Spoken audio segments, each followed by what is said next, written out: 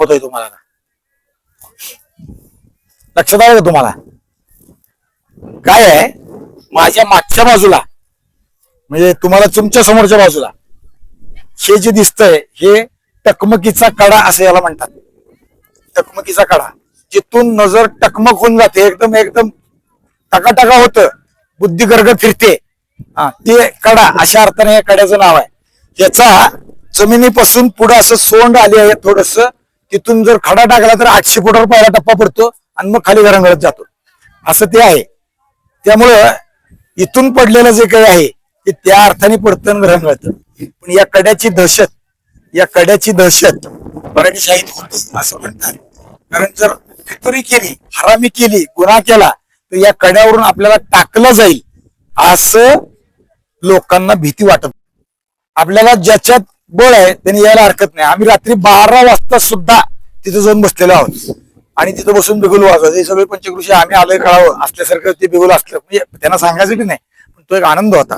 पौर्णिमेच्या रात्री यायचं रात्री 12 वाजता तिथे जाऊन जेवण झाल्यावर जाऊन बसायचं गप्पा म्हणायच्या गाणी म्हणायचे आणि उच्च स्वरात म्हणलेल्या गाण्याचा आनंद घ्यायचा बिगुल वाजवायचा असं ते भाग आहे. पण तिथपर्यंत उतरावं लागतं चढावं लागतं. तुमच्यात ती शारीरिक क्षमता नाही असं मी आधीच घोषित करतो. कारण तुम्ही माझ्या मागे चालायला लागले नाही बगड्याची माग चालल्यासारखं 100-200 मीटर पर्यंत चालू असते.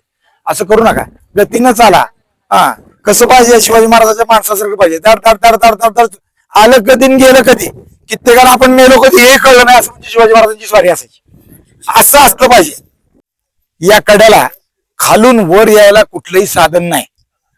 पण शिवाजी महाराजांच्या काळात बांधलेली तटबंदी जी आहे ती या कड्याच्या खाली पोटात येऊन बंद होते संपते. पण अजूनही काही मर्द मराठे असं ज्याला म्हणता येईल शिवाजी महाराजांचे वारस ज्याला म्हणता येईल शिवाजी महाराजांचे मावळे ज्याला म्हणता येईल असे लोक आहेत की जे कोणत्याही आधुनिक साधनांचा वापर न करता खालून नुसत्या हातापायाच्या बोटाने तो कडा चढून वर आलेले आहेत. काही माणसं आम्हाला माहित आहेत. वैभव आणि मी त्यांच्या सहवासात राहिलेला आहे. आमचे विश्वदादा दीक्षित नावाचे तळेगावात राहणारे होते. पुढे राजमाचेचे जे मूळचे गावचे पण तळेगावात राहत होते. तर ते विजयदादा दीक्षित खालून वर कोणत्याही साधनाशिवाय चढून असे अनेक लोक आहेत की ते अजूनही आताही पोरं येतात.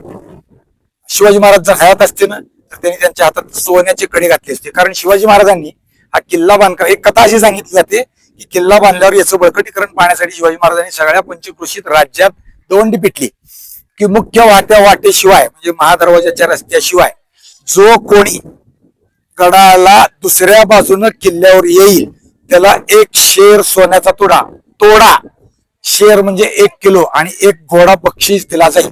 अनेक लोकांनी प्रयत्न केला कोणाला जमलं नाही. एका डोंबऱ्याच्या पोरानं प्रयत्न केला भवानी कड्यानं तो वर चढून वर आला आणि त्याला शिवाजी महाराजांनी बक्षीस दिलं असं त्याचा कथा सांगितली जाते. त्याच्या कथेच्या अनुरोधानं छत्रपती शिवाजी महाराजांच्या चरित्राची मांडणी करताना बाबासाहेब पुरंदरेंनी त्या विषयाने एक स्वतंत्र पुस्तकच लिहिलं शेलार खिंड नावाचं आणि त्या कथेच्या अनेक कथांची गुंफण करून ते पुस्तक झालं. पण त्या कथेचा अनुरोध घेऊन त्या पुस्तकाचा अनुरोध करून मराठीत एक चित्रपट निर्माण झाला सर्जा या नावाचा. तो कधी पहा. त्याचा जेव्हा इकडं महाराजांनी सदरेत आणून मान सन्मान केला त्याच्या बायकोला साडी चोळी त्याला काही कपडे सोन्याचा तोडा घोडा दिला त्याच वेळी या कड्याला लोक चालून वर येतील याचा विचार करून शिवाजी महाराजांनी तो कडा सुरुंग करून पुन्हा फोडला. जसं हिरकणीच आहे तसं तेही आहे. पण कौतुक करणारे शिवाजी महाराज मात्र आहेत जे तोडा घालणे आज जर ते असते तर अशा विजय दीक्षितांसारख्या लोकांचा सन्मान त्यांनी केला असता. हा भाग महत्वाचा आहे. हा कडा त्या अर्थाने जायचं आणि यायचं थोडं उतार आहे थोडं थाडिस्ताचं काम आहे. वारा असं बंधनात असते आपण उडून जातोय का वाटेल जात नसतं वाटतं फक्त भीती वाटते. ज्याच्या मनात भीती आहे त्याला सगळ्यात घराच्या बाहेर पडणं सुद्धा अवघड आहे. आम्ही इतिहासाचे ज्येष्ठ अभ्यासक किंवा किल्ल्यांचे ज्येष्ठ अभ्यासक प्र के घाणेकर सर बोलत असताना सर नेहमी एक उदाहरण सांगतात. त्यांनी सांगितलं की लोक मला विचारतात सर एवढे किल्ले फिरलात हिमालयात फिरलात सगळ्यात अवघड काय म्हणजे सगळ्यात अवघड काय सांगावं आता. एक किल्ला सगळ्यात अवघड आहे कोणचा आहे किती अवघड आहे काय त्रास आहे कुठं आहे ते म्हणजे उंबरगड नावाचा गड सगळ्यात अवघड आहे. त्याला काही कळलंच नाही तुम्हाला काही कळलं नाही. उंबरगड म्हणजे घराचा उंबरा ओलांडून बाहेर पडणे हे सगळ्यात अवघड आहे. ते धारिष्ट करून जो बाहेर पडतो त्याला जगात काहीही अवघड नाही. जो शिवाजी महाराजांचं नाव मनात घेतो त्याला जगात काही अवघड नाही. सगळ्या गोष्टी सहज सुखरूपतेनं पार पडतात. त्या अर्थानं या टकमकीच्या कड्याचं मी अवघड आहे, बरोबर आहे, थोडं धाडस केलं इथनं खाली उतरायला जातं, तिथपर्यंत ती कडा आहे ना त्याच्या खाली अजून थोडस उतरता येतं आणि मग तिथली आनंद आहे. एका बाजूला काळ आणि एका बाजूला गांधारी. त्या रायगडाच्या दोन बाजूला दोन नद्या वाहतात. त्याच्या खाली जी आहे ती गांधारी नदी आहे, हा नाही काळ आहे, आणि इकडे जी रायगडवाडीकडे आहे ती गांधारी आहे. ती गांधारी आपल्याला पहाडपशी पण दिसते. तर ती काळ नदी आहे. काळ नदीचं नाव काळ, नाव फार गंमतशीर असतात पण त्याला काही अर्थ असतो. कारण का, इथं ज्या काळ नदीच्या परिसरात राहणारे लोक आहेत त्यांना कशाचं काही कळत नाही, माहित नसतं. वरती इतका पाऊस होतो की लोंडा येतो, काळ आल्यासारखा येतो, म्हणून त्या नदीचं नाव काळ ठेवलेलं आहे. गांधारी नदीचं पण नाव गांधारी आहे. काय थोडं पुढे गेलं की सांगतो. पण आता चलत चलत गप्पा मारत जाऊ. आपल्या उजव्या थोडासा दिसतोय याच्या माग बाजारपेठेच्या आणि याच्या मागच्या अंगाला थोडे घर आहेत. हे धनगरांची घर आहेत. तिथं ते लोक राहतात अजूनही. रायगड जरी पडला, इंग्रजांनी जिंकला, रस्ते मोडले, तरी काही लोक गडावर वस्ती करून राहिले होते. त्यापैकी काही लोक अजूनही इथं राहतात. शिवाजी महाराजांच्या काळात एक गोष्ट विशेषत्वानं, शिवाजी महाराज किल्ल्यावर अनेक ठिकाणी फिरायचे. तसं एकदा शिवाजी महाराज या टकमकीच्या कड्याला आले. महाराज येणार म्हणल्यावर बरोबर लोक असायची आणि महाराजांच्या वर सावली धरण्यासाठी छत्री धरून माणूस मागं होता.